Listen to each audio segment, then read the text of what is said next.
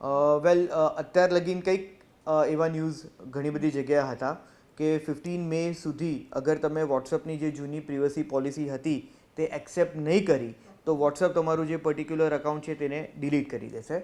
But હવે વોટ્સઅપે એવું agri કર્યું છે કે એ તમને બિલકુલ નોટિફિકેશન મોકલ્યા કરશે અગર તમે એ પોલિસી એક્સેપ્ટ નહીં કરી હોય તો એક્સેપ્ટ કરવા માટે.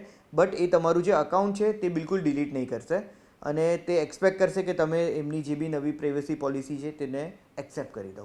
અગર આપણે એક્સેપ્ટ નહીં કરીએ તો પણ એ પર્ટિક્યુલર જે બી વોટ્સઅપ છે એ તમારું પર્ટિક્યુલર જે અકાઉન્ટ છે તેને ડિલીટ નહીં કરશે. પર્ટિક્યુલરલી અત્યારે એવું છે કે આપણા ઇન્ડિયામાં રિસેન્ટલી અમુક આઈટી રૂલ્સ આવ્યા છે 26 ફેબના દિવસે.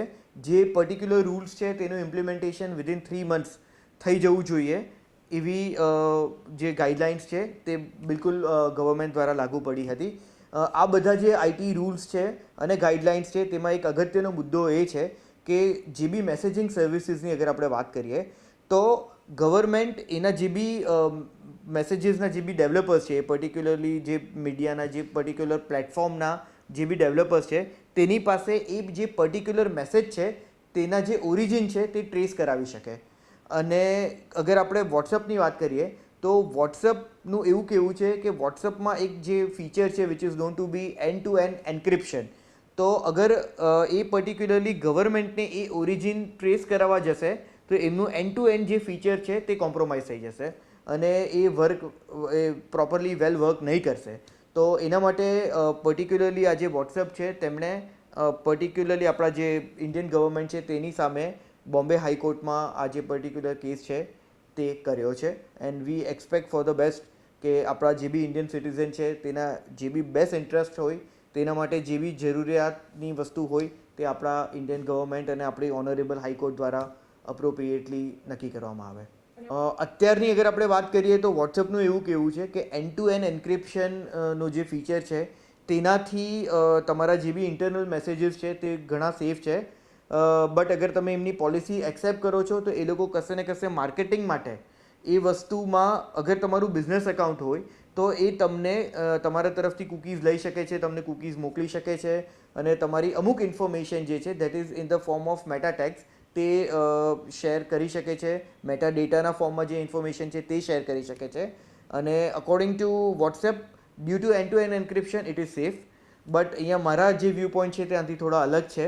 But we hope for the best કે જે બી સિટીઝન ને આપણા લોકો માટે બેસ્ટ હોય તે ડિસાઇડ કરવામાં આવે. રિસેન્ટલી અગર આપણે વાત કરીએ તો 26 એપ્રિલના દિવસે અગર મીડિયાની આપણે વાત કરીએ તો તેમાં ન્યૂઝ ઘણી ફેમસ થઈ હતી અને ઘણી બધી જગ્યાએ હેડલાઇન્સમાં દેખાવામાં આવી હતી કે હાઈકોર્ટ દ્વારા એવો કંઈક ચુકાદો આવ્યો છે કે હવે જે બી પર્ટિક્યુલરલી ગ્રુપનો જે એડમિન હોય તે લાયેબલ નથી કોઈ બી એવા ઓબ્જેક્શનેબલ કન્ટેન્ટ માટે કે જે કોઈ પર્ટિક્યુલર મેમ્બર છે તેણે મૂક્યું છે unless and until it is proved કે બંનેનો એક કોમન ઇન્ટેન્શન હતો.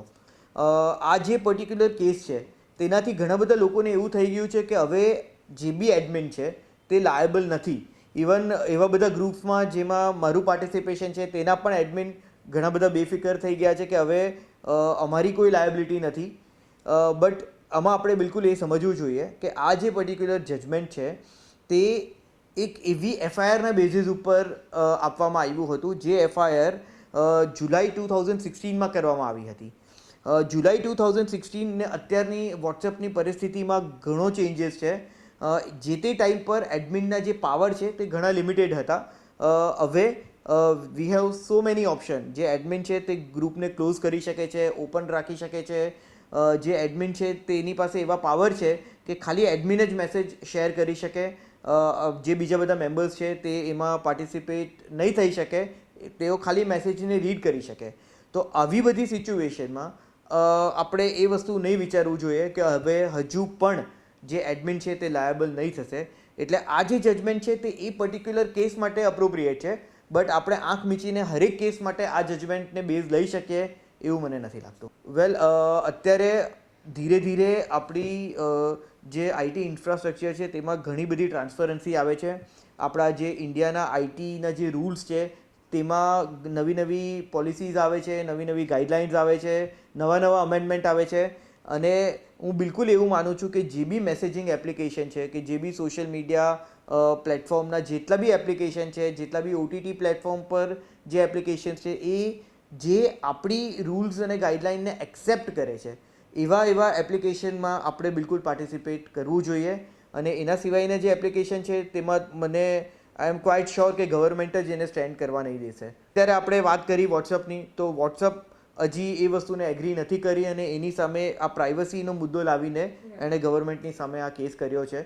આ ઉપરાંત ઘણા બધા બીજા મેસેજિંગ એપ છે જેઓએ ડાયરેક્ટલી ઇનડાયરેક્ટલી એ વસ્તુ કબૂલ કરી છે અને આપણી જે બી IT રૂલ્સ છે તેને એક્સેપ્ટ કરવાની વાત કરી છે. એન્ડ વી એક્સપેક્ટ કે ધીરે ધીરે તેઓ આપણી જેટલી બી નીતિ નિયમ છે, જે બી પોલિસીઝ છે તેને એક્સેપ્ટ કરશે. વાત કરો છો સજાની, તો તેમાં શું છે કે ડિપેન્ડિંગ કે કેવું ઓબ્જેક્શનેબલ કન્ટેન્ટ છે, it could be vulgar, it could be obscene, it could be defamatory, એ અલગ અલગ પ્રકારના મેસેજીસ હોય છે. એટલે અગર જે મેસેજીસ છે તે વલ્ગર છે તો તેમાં આઈ એમ વેરી શ્યોર કે 5 વર્ષથી લઈને 10 વર્ષ સુધીની સજા અને ફાઇન એ બિલકુલ થઈ શકે છે, અગર અપ્રોપ્રિએટલી એક્શન લઈ શકાય અને એને પ્રોપરલી ટ્રેસ કરી શકાયો તો.